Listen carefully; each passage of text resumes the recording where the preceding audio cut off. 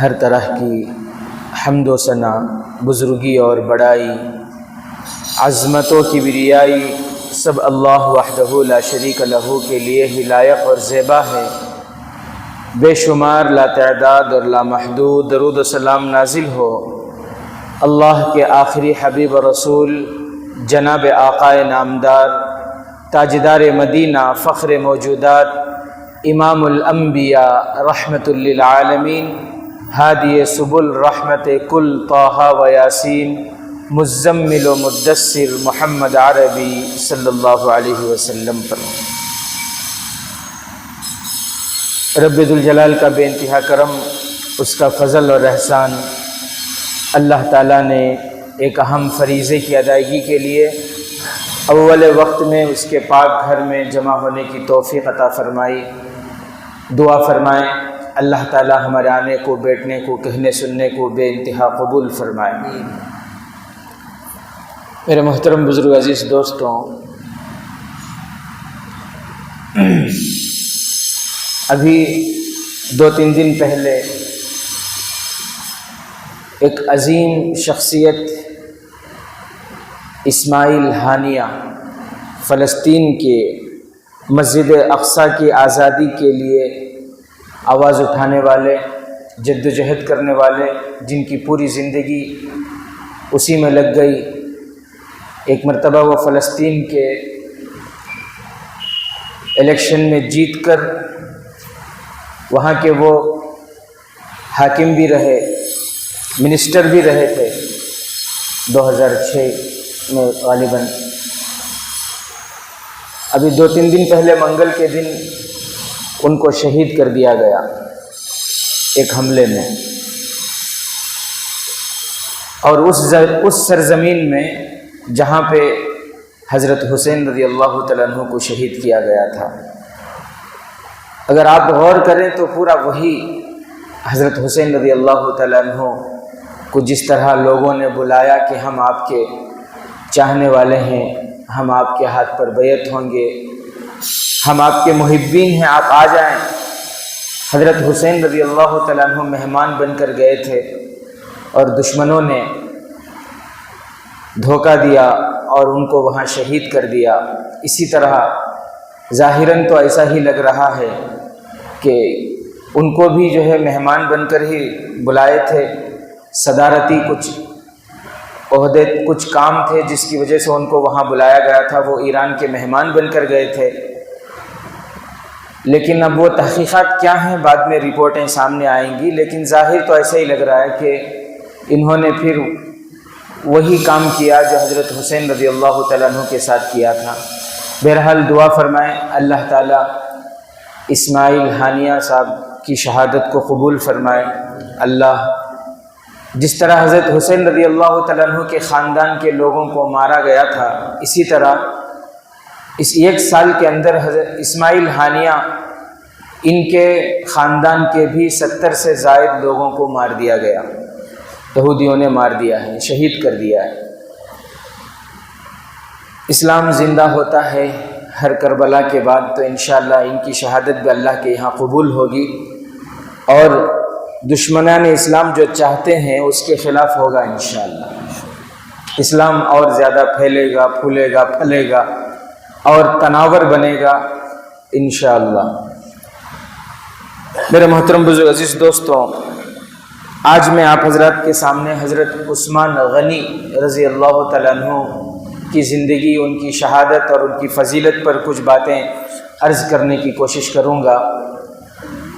آپ سب جانتے ہیں حضرت عثمان غنی رضی اللہ تعالیٰ عنہ داماد رسول تھے، 2 مرتبہ داماد بنے تھے، شرم و حیا کے پیکر تھے، اور خلیفہ سوم، خلیفۃ المسلمین حضرت عثمان غنی رضی اللہ تعالیٰ عنہ،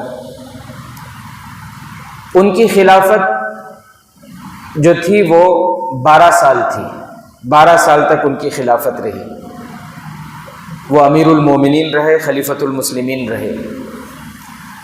لیکن شروع کے 6 سال بڑے امن و امان کے ساتھ گزرے، بعد کے جو 6 سال ہیں اس میں باغیوں نے بہت زیادہ فتنہ مچانا شروع کر دیا تھا۔ میں نے اس سے پہلے بھی آپ سے کہا تھا، عبداللہ بن سبا جو یہودی تھا، اس نے ملک شام جا کر، کوفہ جا کر، مصر جا کر جو نئے نئے مسلمان ہوتے تھے ان کے دل و دماغ کو خراب کرتا تھا اور صحابہ کرام کے خلاف ذہن بناتا تھا۔ اس طرح اس نے کام کرنا شروع کر دیا تھا اندر اندر۔ حضرت عمر رضی اللہ تعالیٰ عنہ کے زمانے میں وہ خاموش تھا، کیونکہ حضرت عمر رضی اللہ تعالیٰ عنہ بڑے سخت مزاج کے تھے۔ کوئی بھی منافق منافقت کرتا ہوا مل جاتا تو فوراً اسے سزا دے دیتے تھے، کوئی رعایت نہیں کرتے۔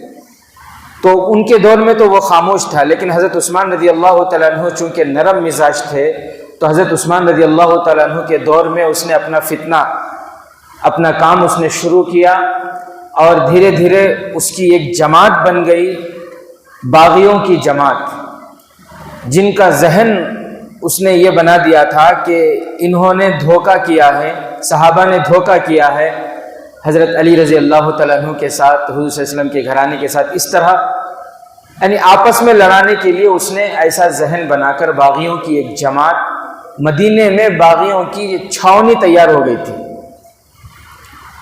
حضرت عثمان غنی رضی اللہ تعالیٰ عنہ کے خلافت کے شروع کے 6 سال تو بڑے امن کے ساتھ گزرے۔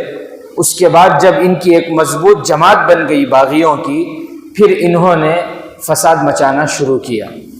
ایک مرتبہ حضرت عثمان غنی رضی اللہ تعالیٰ عنہ جمعہ کا خطبہ دے رہے تھے، تو مسجد میں جمعہ کا خطبہ دے رہے ہیں، جمعہ کا دن ہے، ایک باغی کھڑا ہوتا ہے اور کھڑا ہو کر کہتا ہے کہ آپ خطبہ دینا بند کر دیجئے، آپ خطبہ نہیں دے سکتے۔ حضرت عثمان غنی رضی اللہ تعالیٰ عنہ نے فرمایا کہ یہ تم کیا کہہ رہے ہو، تم ملعون ہو، حضور صلی اللہ علیہ وسلم کے قول کے مطابق تم ملعون ہو۔ تو کونے سے ایک اور شخص کھڑا ہوا، اب لوگوں کے ذہن وہ خراب کر چکا تھا، ایک جماعت اس نے بنا لی تھی ان کے خلاف۔ تو کونے سے ایک اور باغی کھڑا ہوا اور کھڑا ہو کر اس نے کہا کہ آپ خطبہ نہیں دے سکتے، آپ خطبہ بند کر دیجئے۔ اب کچھ صحابہ بھی تھے، حضرت محمد بن مسلمہ رضی اللہ تعالیٰ عنہ، وہ کھڑے ہو کر کہنے لگے کہ تم ملعون ہو، یہ فساد کیوں مچا رہے ہو، تم سب ملعون ہو، میں گواہ دیتا ہوں تم ملعون ہو۔ تو ایک باغی نے ان کو پکڑ کر بٹھا دیا۔ ادھر ایک دوسرے صحابی کھڑے ہوئے اور انہوں نے کہا کہ میں بھی گواہی دیتا ہوں، حضور صلی اللہ علیہ وسلم نے فرمایا تھا ایک وقت آئے گا مسجد نبوی کے اندر خون خرابہ ہوگا، ایک شخص خون خرابہ کرے گا، وہ ملعون ہے، تم ہی وہ ملعون ہو۔ حضرت عثمان رضی اللہ تعالیٰ عنہ نے فرمایا کہ بھئی اپنے اعمال ٹھیک کرو، یہ فساد مچانا چھوڑو، اپنے اعمال ٹھیک کرو، اپنے اعمال سدھار لو۔ لیکن ان کی تو ایک جماعت بن چکی تھی۔ باغیوں میں سے ایک باغی آگے بڑھا اور حضرت عثمان غنی رضی اللہ تعالیٰ عنہ کے ہاتھ میں جو عصا تھی وہ عصا لے کر اس نے وہیں پر توڑ دیا۔ صحابہ کے تو دل دہل گئے کہ یہ کیا ہو رہا ہے مسجد کے اندر، وہ بھی مسجد نبوی کے اندر۔ یہ وہ عصا جو اللہ کے نبی صلی اللہ علیہ وسلم اپنے ہاتھوں میں رکھا کرتے تھے۔ پیارے نبی صلی اللہ علیہ وسلم کی دنیا سے پردہ فرمانے کے بعد یہی وہ عصا تھی جس کو حضرت عثمان غنی رضی اللہ تعالیٰ، حضرت ابو بکر صدیق رضی اللہ تعالیٰ عنہ اپنے ہاتھوں میں رکھا کرتے تھے۔ اور حضرت ابو بکر صدیق رضی اللہ تعالیٰ عنہ کے انتقال کے بعد حضرت عمر فاروق رضی اللہ تعالیٰ عنہ کے ہاتھوں میں جو عصا ہوتا تھا وہ وہی عصا تھا۔ حضرت عمر فاروق رضی اللہ تعالیٰ عنہ کے شہادت کے بعد حضرت عثمان غنی رضی اللہ تعالیٰ عنہ کے ہاتھ میں جو عصا تھا یہ وہی عصا تھا، یعنی یہ وہ عصا تھا جو پیارے نبی صلی اللہ علیہ وسلم کا عصا تھا، اس عصا کو انہوں نے توڑ دیا اور جتنے صحابہ مسجد کے اندر تھے سب کو باہر بھگا دیا۔ ان باغیوں نے سارے صحابہ کو مسجد سے باہر، سارے باغی پہلے مسجد سے باہر نکلے اور مسجد سے باہر نکل کر وہاں سے پتھر پھینکنا شروع کیے مسجد کے اندر۔ سارے صحابہ باہر نکل گئے۔ حضرت عثمان غنی رضی اللہ تعالیٰ عنہ کے اوپر انہوں نے اتنے پتھر پھینکے، پتھروں کی بارش شروع کر دی، حضرت عثمان غنی رضی اللہ تعالیٰ عنہ بے ہوش ہو کر منبر پر گر گئے۔ پھر حضرت عثمان رضی اللہ تعالیٰ عنہ کو قیصر خلافت یعنی ان کے گھر پہنچایا گیا بے ہوشی کے عالم میں۔ جب حضرت عثمان رضی اللہ تعالیٰ عنہ کو ہوش آیا تو سب سے پہلا جملہ جو ان کی زبان پر تھا وہ یہ کہ مدینے والوں کا کیا حال ہے۔ مدینے والوں کو تو کوئی تکلیف نہیں پہنچی،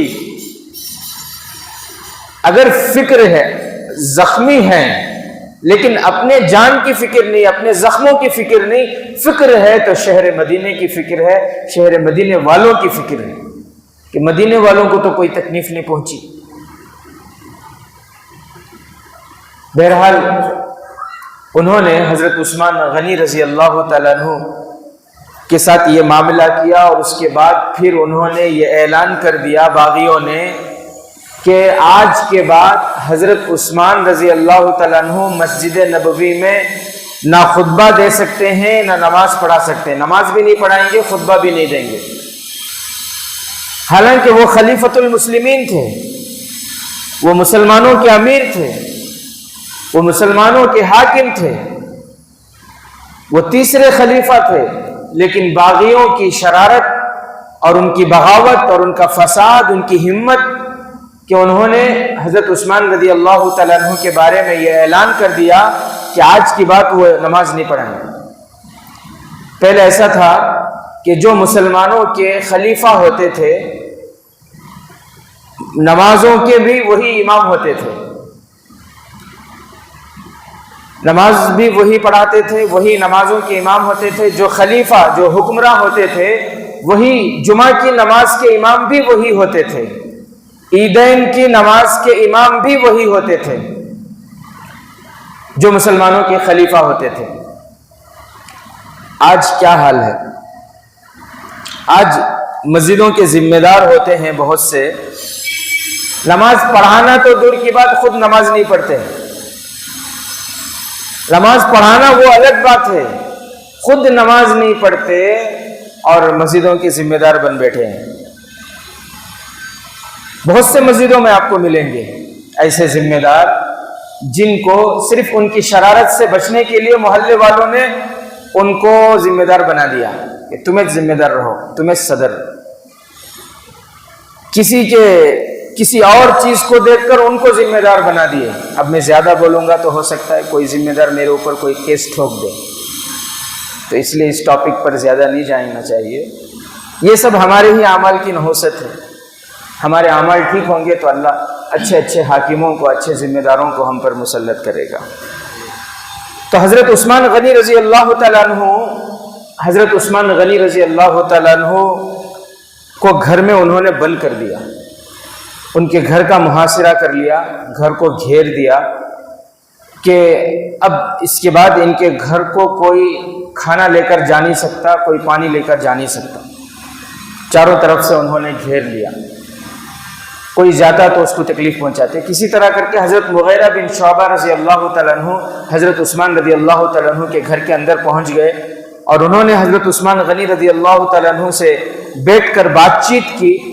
انہوں نے کہا کہ آپ امیر المومنین ہیں، آپ خلیفۃ المسلمین ہیں، آپ کے پاس طاقت ہے، آپ کے پاس اسلحہ ہے، ساز و سامان ہے، ہتھیار ہیں، اور آپ امیر ہیں، آپ اجازت دیں، آپ حکم دیں گے، سارے ایمان والے جان قربان کرنے کے لیے تیار ہیں، جتنے صحابہ ہیں سب آپ پر مر مٹنے کے لیے تیار ہیں، آپ جنگ کی اجازت دے دیجئے، ان باغیوں کو ایسا ماریں گے کہ ان کا خون مدینے کی گلیوں میں بہائیں گے ہم، اور ان کو مدینے سے باہر کر دیں گے، آپ صرف اجازت دے دیں، جنگ کی اجازت دے دیں آپ۔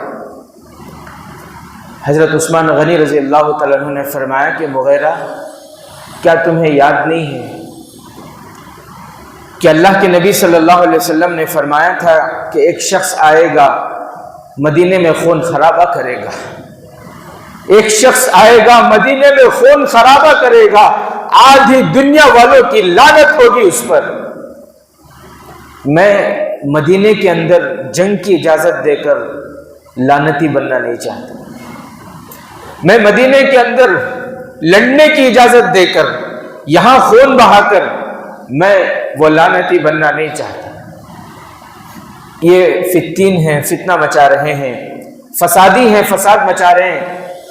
ختم ہو جائے گا ان کا فساد، ان کا فتنہ ختم ہو جائے گا. تو حضرت مغیرہ بن شعبہ رضی اللہ تعالیٰ عنہ نے فرمایا کہ پھر ایک کام کیجیے، انہوں نے آپ کے گھر کو گھیر لیا ہے، میں آپ کے گھر کے پیچھے سے ایک دروازہ بنا دیتا ہوں. ذوالحجہ کا وہ مہینہ تھا، حج کا موسم تھا. میں پیچھے کی طرف سے ایک جو ہے دیوار توڑ کر میں کسی طرح دروازہ بنا دیتا ہوں. آپ اپنی فیملی کو لے کر وہاں سے مکے کو چلے جائیں. آپ مکے کو چلے جائیں. مکے میں ان کی جرأت نہیں، ان کی ہمت نہیں کہ وہاں یہ آپ کو کچھ تکلیف پہنچائے. حضرت عثمان غنی رضی اللہ تعالیٰ عنہ نے فرمایا کہ میرے نبی یہاں آرام کر رہے ہیں، یہ میرے نبی کا شہر ہے، میرے نبی یہاں آرام فرما رہے ہیں.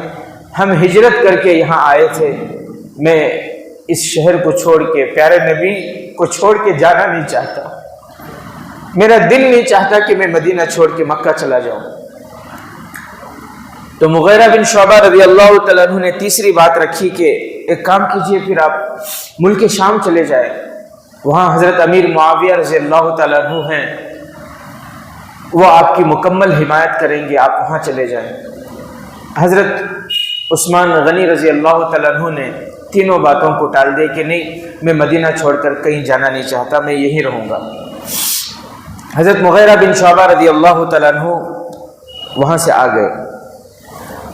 ادھر باغیوں نے اعلان کر دیا کہ کوئی حضرت عثمان غنی کے گھر کو کھانا نہیں پہنچائے گا، کوئی پانی بھی نہیں پہنچائے گا. پانی تک بند کر دیا. محرم کے مہینے میں حضرت حسین رضی اللہ تعالیٰ عنہ کے واقعے میں، میدان کربلا کا واقعہ جو ہم سنتے ہیں، اس میں ہم یہ پڑھتے ہیں، یہ سنتے ہیں کہ حضرت حسین رضی اللہ تعالیٰ عنہ پر اور پورے اہل بیت پر جو ان کے ساتھ تھے، 7 دن تک، بعض روایتوں میں ہے کہ 10 دن تک پانی بند کر دیا گیا تھا. لیکن میرے عزیز ساتھیوں، آپ کو یہ بھی معلوم ہونا چاہیے، حضرت عثمان غنی رضی اللہ تعالیٰ عنہ پر باغیوں نے جو پانی بند کیا تھا، کھانا پانی سب کچھ بند کر دیا تھا. 7 دن اور 10 دن نہیں، 40 دن تک بند کر دیا تھا. ایک دن حضرت عثمان غنی رضی اللہ تعالیٰ عنہ اپنے گھر کی چھت کے اوپر چڑھے اور پھر باغی وہاں پر موجود تھے، ان باغیوں کو مخاطب کر کے کہنے لگے کہ اے باغیوں، احسان یاد دلانے لگے کہ تمہیں یاد ہوگا جب اللہ کے نبی صلی اللہ علیہ وسلم ہجرت کر کے، ایمان والے ہجرت کر کے مکہ سے مدینہ آئے تھے. اللہ کے نبی صلی اللہ علیہ وسلم چونکہ مسجد نبوی تنگ تھی، مسلمان زیادہ ہو گئے، مسجد چھوٹی ہو گئی، تو اللہ کے نبی صلی اللہ علیہ وسلم نے اعلان کیا تھا، کون ہے جو مسجد کے لیے زمین خرید کر وقف کر دے، جو زمین خریدے اور مسجد کے لیے وقف کر دے. میں ہی وہ شخص تھا جس کو اللہ نے یہ توفیق دی تھی. مسجد نبوی کے لیے میں نے وہ زمین خریدی اور مسجد کے لیے میں نے وقف کر دی تھی. اللہ کے نبی صلی اللہ علیہ وسلم نے اس وقت دعا دی تھی، عثمان میں تمہیں جنت کی خوشخبری دیتا ہوں. کیا تمہیں یاد نہیں؟ وہ باغی جو تھے وہ تو خاموش تھے. حضرت عثمان غنی رضی اللہ تعالیٰ عنہ نے پھر احسان یاد دلایا کہ یاد کرو، ہجرت کے بعد مدینے میں جتنے کنویں تھے، سارے کنووں میں کھارا پانی تھا، نمکین پانی تھا. صرف میٹھے پانی کا ایک ہی کنواں تھا، بیر روما اس کا نام تھا، اور وہ یہودی کے پاس تھا. اور وہ یہودی مسلمانوں کو بہت ستا کے پانی دیتا تھا. ویسے تو وہ پانی بیچتا تھا سب کو، لیکن مسلمانوں سے زیادہ قیمت لیتا تھا اور بہت تکلیف پہنچاتا تھا. تو اللہ کے نبی صلی اللہ علیہ وسلم اعلان کیے تھے اس وقت کہ کوئی ہے جو اس کنویں کو خرید کر مسلمانوں کے لیے پانی کا انتظام کرے. اس وقت حضرت عثمان غنی رضی اللہ تعالیٰ عنہ اس یہودی کے پاس گئے تھے اور جا کر اس سے کہا تھا کہ یہ کنواں مجھے بیچ دو، تم جتنی قیمت بولو گے میں دینے کو تیار، یہ کنواں مجھے بیچ دو.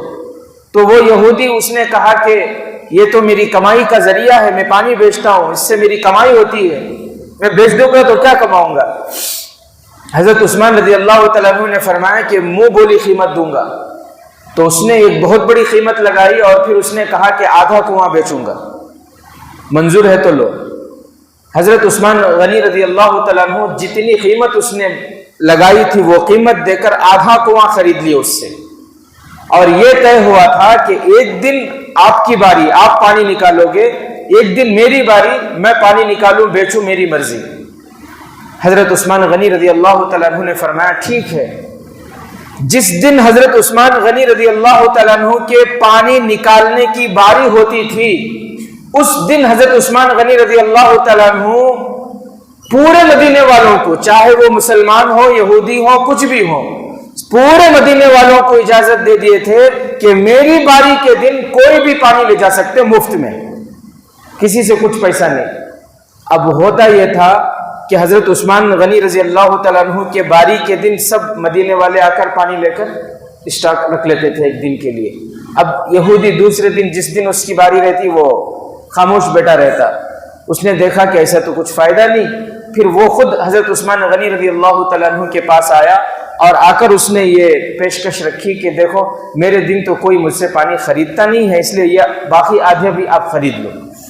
تو حضرت عثمان غنی رضی اللہ تعالیٰ عنہ وہ باقی آدھا کنواں بھی خرید کر پورے مسلمانوں کے لیے پورا کنواں وہ وقف کر دیا. بیر روما. تو حضرت عثمان غنی اپنے چھت پر کھڑے ہو کر باغیوں سے کہتے ہیں کہ جو کنواں میں نے خرید کر مسلمانوں کے لیے، مدینے والوں کے لیے وقف کیا تھا، آج تم اسی کنویں کا پانی مجھ پر بند کرتے ہو، تمہیں شرم نہیں آتی؟ حضرت عثمان غنی رضی اللہ تعالیٰ عنہ ایک ایک احسان یاد کراتے گئے. حضرت عثمان غنی نے فرمایا تمہیں یاد ہوگا ایک مرتبہ جیش عسرت کے موقع پر اللہ کے نبی صلی اللہ علیہ وسلم نے اعلان فرمایا تھا، جس وقت مسلمان تنگست تھے اور ایک جہاد کے لیے جانا تھا، جنگ کے لیے جانا تھا، ساز و سامان نہیں تھے، مسلمان مالی اعتبار سے تنگدست تھے. اس وقت اللہ کے نبی صلی اللہ علیہ وسلم یہ اعلان کیے تھے کہ کون ہے جو اللہ کے راستے میں مسلمانوں کے لیے ساز و سامان کی تیاری کرے، مسلمانوں کو ساز و سامان دے، ان کی ضرورتوں کو پوری کرے، ہے کوئی؟ تو حضرت عثمان غنی رضی اللہ تعالیٰ عنہ کھڑے ہوئے اور فرمایا کہ اللہ کے نبی 1000 اونٹ ماں ساز و سامان کے میں اللہ کے راستے میں دیتا ہوں. پھر دوسری مرتبہ اللہ کے نبی صلی اللہ علیہ وسلم اعلان کیے کہ کون ہے جو اللہ کے راستے میں ساز و سامان دے. حضرت عثمان غنی دوسری مرتبہ بھی سب سے پہلے حضرت عثمان غنی رضی اللہ تعالیٰ عنہ کھڑے ہوئے اور فرمایا تھا کہ اللہ کے نبی 2000 اونٹ ماں ساز و سامان کے میں اللہ کے راستے میں دیتا ہوں. تیسری مرتبہ اعلان فرمائے پیارے نبی تو حضرت عثمان غنی کھڑے ہوئے اور فرمایا کہ اللہ کے نبی 3000 اونٹ ماں ساز و سامان کے، اور پھر ہر اونٹ پر اتنا سامان جو ایک غازی کو درکار ہے، جو ایک غازی کی ضرورت ہوتی ہے، اتنا جتنا کہ اونٹ اٹھا سکتا ہے، اتنا ساز و سامان کے ساتھ 3000 اونٹ حضرت عثمان رضی اللہ تعالیٰ عنہ اللہ کے نبی صلی اللہ علیہ وسلم کی خدمت میں پیش کیے. چوتھی مرتبہ پیارے نبی صلی اللہ علیہ وسلم اعلان کیے تو حضرت عثمان غنی رضی اللہ تعالیٰ عنہ 1000 دینار اللہ کے نبی صلی اللہ علیہ وسلم کی خدمت میں پیش کیے. حدیث کی کتابوں میں آتا ہے پیارے نبی صلی اللہ علیہ وسلم یوں وہ دینار کو اٹھا رہے تھے اور فرما رہے تھے کہ عثمان، تینوں مرتبہ اللہ کے نبی نے ان کو جنت کی بشارت دی، اور چوتھی مرتبہ اللہ کے نبی صلی اللہ علیہ وسلم نے فرمایا کہ آج کے بعد عثمان پر کوئی ظلم نہیں ہوگا، یعنی عثمان کے خطائیں کو اللہ نے معاف کر دیا. بہرحال تو حضرت عثمان غنی رضی اللہ تعالیٰ عنہ اپنی چھت کے اوپر کھڑے ہو کر باغیوں سے کہہ رہے تھے کہ اے باغیوں، کیا جنگ جیش عسرت کے موقع پر میں نے مدد نہیں کی تھی؟ اللہ کے نبی صلی اللہ علیہ وسلم نے 4 مرتبہ مجھے جنتی کی بشارت نہیں دی تھی، جنت کی بشارت نہیں دی تھی، کیا تمہیں یاد نہیں ہے؟ حضرت عثمان غنی رضی اللہ تعالیٰ عنہ نے ایک اور بات فرمائی، تمہیں یاد ہونا چاہیے، ایک مرتبہ میں اللہ کے نبی صلی اللہ علیہ وسلم کے ساتھ میں حضرت ابو بکر صدیق رضی اللہ تعالیٰ عنہ بھی تھے، حضرت عمر فاروق رضی اللہ تعالیٰ عنہ بھی تھے، ہم تینوں پیارے نبی صلی اللہ علیہ وسلم کے ساتھ جا رہے تھے۔ اللہ کے نبی صلی اللہ علیہ وسلم ایک پہاڑ پر چڑھنے لگے، ہم بھی ساتھ میں چڑھنے لگے۔ جب پہاڑ پر چڑھے تو وہ پہاڑ ہلنے لگا، تو اللہ کے نبی صلی اللہ علیہ وسلم اس پہاڑ کو مخاطب کر کے فرمایا تھا کہ اے پہاڑ، تیرے اوپر ایک نبی، ایک صدیق اور 2 شہید ہیں، تو ہلتا کیوں ہے؟ وہ پہاڑ ہلنے سے رک گیا، وہ پہاڑ ساکت ہو گیا، خاموش ہو گیا۔ عثمان غنی رضی اللہ تعالیٰ عنہ نے فرمایا کہ باغیوں، پیارے نبی نے مجھے اپنی زندگی میں ہی شہید ہونے کی بشارت دی تھی، کیا تمہیں یہ بھی یاد نہیں ہے؟ تم مجھ پر کھانا بند کرتے ہو، پانی بند کرتے ہو، میرے گھر کا محاصرہ کیے ہوئے ہو۔ حضرت عثمان غنی رضی اللہ تعالیٰ عنہ نے یہ بھی یاد دلایا کہ باغیوں، یاد تو کرو اس وقت کو۔ واقعہ یہ ہوا تھا کہ پیارے نبی صلی اللہ علیہ وسلم صحابہ کرام کے ساتھ عمرہ کے ارادے سے مکہ مکرمہ جا رہے تھے۔ لڑائی کا کوئی ارادہ نہیں، جنگ کا کوئی ارادہ نہیں، عمرے کے ارادے سے اللہ کے نبی، فتح مکے سے پہلے کی بات ہے یہ، اللہ کے نبی صلی اللہ علیہ وسلم صحابہ کے ساتھ آئے، مقام حدیبیہ تک آئے تھے۔ مکے والوں نے وہاں پر روک دیا کہ آپ مکے کے اندر داخل نہیں ہو سکتے، کوئی بھی مکے کے اندر نہیں آ سکتا۔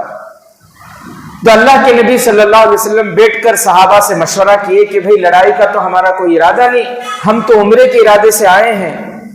تو صحابہ کے مشورے سے حضرت عثمان غنی رضی اللہ تعالیٰ عنہ کو اس وقت سفیر بنا کر بھیجے اللہ کے نبی صلی اللہ علیہ وسلم کہ جاؤ اور جا کر مکے کے کافروں کو، مشرکوں کو سمجھاؤ کہ لڑائی کا ہمارا کوئی ارادہ نہیں ہے، ہم عبادت کی نیت سے آئے ہیں، ہمارے پاس ہتھیار بھی نہیں ہے، کچھ نہیں ہے، ہم عبادت کر کے عمرہ کر کے چلے جائیں گے۔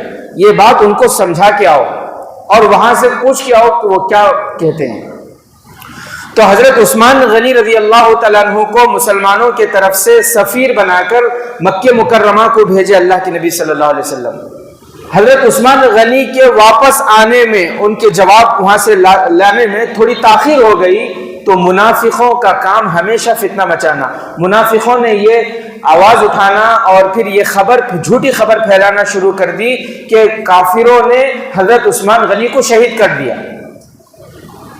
اللہ کے نبی صلی اللہ علیہ وسلم تک ایک بات پہنچی تو اللہ کے نبی صلی اللہ علیہ وسلم سارے صحابہ کو بٹھا کر یہ کہنے لگے کہ یا تو ہم حضرت عثمان غنی کا بدلہ لیں گے یا ہم سب کے سب شہید ہو جائیں گے۔ پھر تھوڑی دیر میں خبر ملی کہ نہیں، حضرت عثمان غنی رضی اللہ تعالیٰ عنہ صحیح سالم ہیں، ان کو انہوں نے شہید نہیں کیا۔ تو حضرت نبی کریم صلی اللہ علیہ وسلم وہاں بیٹھ کر جتنے صحابہ تھے، بعض روایتوں میں ہے 1400 صحابہ تھے، سارے صحابہ سے اپنے ہاتھ پر بیعت لیے۔ اور اس وقت اللہ کے نبی صلی اللہ علیہ وسلم نے سارے صحابہ کو اپنا بایاں ہاتھ دکھا کر فرمایا تھا کہ یہ عثمان کا ہاتھ ہے اور عثمان کی طرف سے میں بیعت لیتا ہوں۔ تو حضرت عثمان رضی اللہ تعالیٰ عنہ نے فرمایا کہ اے باغیوں، پیارے نبی نے اپنے ہاتھ کو دکھا کر میرا ہاتھ کہا تھا، اپنے ہاتھ کو میرا ہاتھ کہا تھا، کیا تمہیں وہ بھی یاد نہیں ہے؟ بہرحال وہ تو باغی تھے، ان کے دلوں میں تو حسد، نفرت اور کینہ بھرا ہوا تھا۔ آگے چل کر وہی فرقہ شیعہ فرقہ بنا، آگے چل کر پتا چلا وہ عبداللہ بن سبا جو یہودی تھا، اسی کے بنائے ہوئے سب تھے یہ سب لوگ۔ اس درمیان یہ ہوا کہ حضرت عثمان غنی رضی اللہ تعالیٰ عنہ نے ایک مرتبہ کسی طرح اپنے گھر میں جو غلام تھے ان کے ذریعے سے پیغام بھیجا کہ پانی کی مجھے سخت ضرورت ہے، کسی سے ہو سکے تو وہ پانی مجھ تک پہنچائے۔ حضرت علی رضی اللہ تعالیٰ عنہ کو یہ پیغام پہنچا۔ حضرت علی رضی اللہ تعالیٰ عنہ ایک مشکیزے میں پانی بھر کر ان کے گھر کی طرف جا رہے تھے ان کو پہنچانے کے لیے۔ ایک باغی نے دیکھا کہ حضرت علی مرتضیٰ رضی اللہ تعالیٰ عنہ پانی لے کر جا رہے ہیں، تو اس نے تیر سے اس مشکیزے کو، مٹی کا وہ مشکیزہ تھا، تیر مار کر اس مشکیزے کو توڑ دیا اس نے۔ حضرت علی رضی اللہ تعالیٰ عنہ بھی بہت غصہ ہوئے، فرمایا کہ تمہاری اتنی ہمت، ارے خلیفۃ المسلمین ہے، وہ امیر المومنین ہے، ان تک پانی نہیں پہنچنے دے رہے ہو تم۔ حضرت علی رضی اللہ تعالیٰ عنہ اپنا عمامہ نکال کر ان کے دروازے پر لگا کر اپنے گھر کو گئے، اور پھر اپنے دونوں بیٹوں کو بلا کر حضرت علی المرتضیٰ رضی اللہ تعالیٰ عنہ نے فرمایا کہ مجھے ان باغیوں کے ارادے اچھے نہیں لگ رہے، مجھے ان باغیوں کے ارادے اچھے نہیں لگ رہے ہیں، ہو سکتا ہے کہ یہ حضرت عثمان غنی رضی اللہ تعالیٰ عنہ کو کچھ نقصان پہنچائے، اس لیے میں تم دونوں کو ذمہ داری دیتا ہوں کہ تم دونوں جاؤ اور جا کر حضرت عثمان غنی رضی اللہ تعالیٰ عنہ کے گھر کے دروازے پر پہرا دو تاکہ کوئی باغی ان کے گھر کے اندر نہ گھسے۔ حضرت حسن اور حسین رضی اللہ تعالیٰ عنہ ابا کے حکم پر وہاں گئے، اور ان کو جاتے دیکھ کر حضرت عبداللہ ابن عباس رضی اللہ تعالیٰ عنہ، حضرت عبداللہ بن زبیر رضی اللہ تعالیٰ عنہ، حضرت عمر رضی اللہ تعالیٰ عنہ کے بیٹے حضرت عبداللہ ابن عمر رضی اللہ تعالیٰ عنہ، یہ بھی حضرت حسن حسین کے ساتھ وہاں حضرت عثمان غنی کے رضی اللہ تعالیٰ عنہ کے دروازے پر جا کر پہرا دینے لگے کہ کوئی باغی ان کے گھر کے اندر نہ گھس سکے۔ اس دوران حضرت عثمان رضی اللہ تعالیٰ عنہ حضرت عبداللہ ابن عباس رضی اللہ تعالیٰ عنہ کو اندر بلائے اور بلا کر فرمایا کہ عبداللہ حج کا موسم ہے، سب لوگ حج کے لیے جا رہے ہیں، آپ بھی حج کے لیے چلے جاؤ۔ حضرت عبداللہ ابن عباس رضی اللہ تعالیٰ عنہ نے فرمایا کہ اس وقت باغیوں کا فتنہ پھیلا ہوا ہے اور آپ کی جان کی حفاظت کرنا یہ ہماری ذمہ داری ہے، اس وقت آپ کے جان کی حفاظت کرنا یہ حج کرنے سے زیادہ مجھے محبوب ہے، میں نہیں جاؤں گا۔ بہرحال واقعہ بہت لمبا ہے، ہوا یہ کہ باغیوں نے دیوال چھلانگ کر، دیوال پھاند کر گھر کے اندر داخل ہوئے۔ حضرت عثمان غنی رضی اللہ تعالیٰ عنہ قرآن کی تلاوت کر رہے تھے۔ حضرت عثمان رضی اللہ تعالیٰ عنہ سے پوچھا، ایک مرتبہ ایک صحابی نے اس دوران پوچھا تھا کہ کھانا آپ تک نہیں پہنچنا دیا جا رہا ہے، پانی تک آپ کے لیے بند کر دیا، آپ کو بھوک نہیں لگتی، آپ کو پانی کی ضرورت نہیں پیش آتی؟ حضرت عثمان غنی رضی اللہ تعالیٰ عنہ نے فرمایا تھا کہ جب مجھے بھوک لگتی ہے، جب مجھے پیاس لگتی ہے، میں قرآن پڑھنا شروع کر دیتا ہوں، قرآن کی تلاوت کی برکت سے میری بھوک بھی ختم ہو جاتی ہے، میری پیاس بھی بجھ جاتی ہے۔ آج ہماری زندگیوں میں قرآن کی تلاوت نہیں ہے اور پورا رونا روتے ہیں، تجارت میں برکت نہیں، نکاح میں برکت نہیں، بچوں میں فرما برداری نہیں، محلے میں جو ہے ہمارا کوئی مقام نہیں، ساری شکایتیں ہیں، لیکن اصل جو حل ہے قرآن کی تلاوت وہ ہماری زندگی میں نہیں ہے۔ کرتے ہیں ہم قرآن کی تلاوت۔ آج جمعہ کا برکت والا دن ہے، عید کا دن ہے کوئی جو ہاتھ اٹھا کر، سوائے شاید کہ کوئی ہوں گے چند گنے چنے، سورہ کہف کی تلاوت کی ہو، قرآن کی تلاوت کی ہو صبح سے لے کر اب تک۔ بہرحال حضرت عثمان غنی رضی اللہ تعالیٰ عنہ نے فرمایا کہ جب بھوک ستاتی ہے، پیاس ستاتی ہے، میں قرآن کھول کر قرآن کی تلاوت شروع کر دیتا ہوں۔ باغیوں نے دیوال چھلانگ کر دیوال پھاند کر اندر داخل ہوئے، اور ایک باغی کے ہاتھ میں وہ لوہے کا کوئی چیز تھا، اس نے حضرت عثمان غنی رضی اللہ تعالیٰ عنہ کے سر پر اتنا زور سے مارا کہ سر سے خون بہنے لگا، اور ایک باغی تھا، اس نے حضرت عثمان غنی رضی اللہ تعالیٰ عنہ کے منہ پر ایسا مکہ مارا کہ ان کے دانت ٹوٹ گئے، اور خون کا فوارہ جو ان کے منہ سے نکلا اور قرآن کی آیتوں پر گرا۔ اس وقت ان کی زبان پر بھی یہ آیت جاری تھی، فَسَيَكْفِيكَهُمُ اللَّهُ وَهُوَ السَّمِيعُ الْعَلِيمُ، اور خون کا فوارہ جو گرا تو اسی آیت پر گرا۔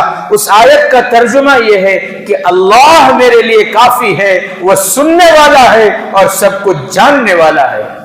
ان کی زبان پر بھی یہ آیت تھی، اور وہ جس آیت پر یہ ان کے دانت سے، ان کے منہ سے خون کا فوارہ گرا، وہ اسی آیت پر جا کر گرا۔ ایک اور ملعون تھا، طلعون بن نافکی، قافکی ایسا کچھ نام ہے اس کا، اس ملعون کا نام بھی مجھے یاد نہیں ہے۔ وہ ملعون اس نے قرآن کو پاؤں سے مارا، اس نے پاؤں سے مار کر ایک طرف پھینک دیا قرآن کو۔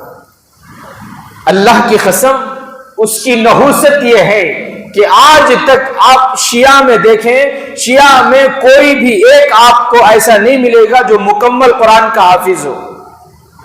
جو عثمان کا دشمن ہے وہ قرآن کا دشمن ہے۔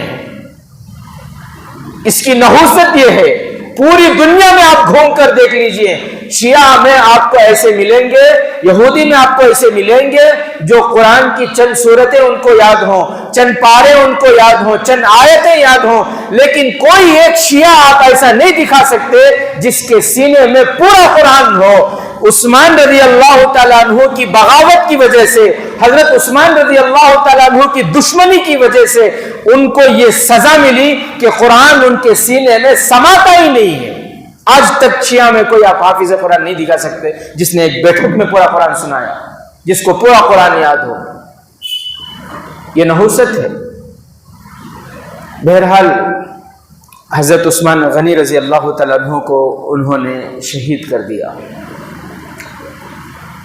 حضرت نائلہ جو ان کی اہلیہ ہیں، وہ بچانے کی بہت کوشش کی، عورت ہے کتنا کیا کر سکتے، ان کے ہاتھ کی انگلیاں کٹ گئی تلوار کے وار روکنے میں۔ وہ چھت کے اوپر چڑھتی ہیں اور اعلان کرتی ہیں، اے مدینہ والوں، اے مسلمانوں، آج خلیفۃ المسلمین کو شہید کر دیا گیا۔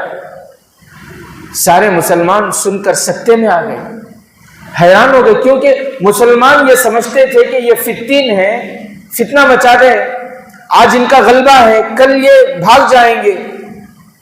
ان کو اتنا خیال نہیں تھا کہ ان کی اتنی ہمت، اتنی جرت ہوگی کہ یہ امیر المومنین کو شہید کر دے، ایسا ان کے وہم و گمان میں بھی نہیں تھا۔